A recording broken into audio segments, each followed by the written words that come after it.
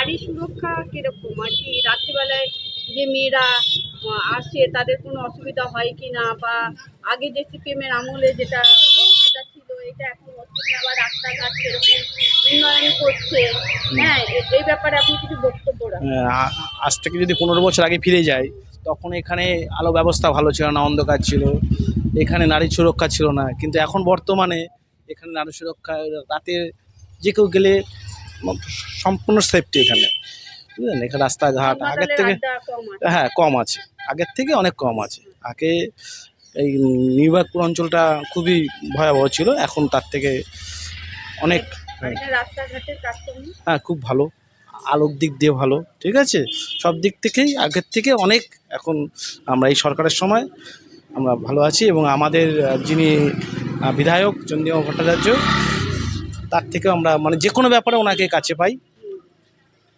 আচ্ছা, ঠিক আছে, ধন্যবাদ।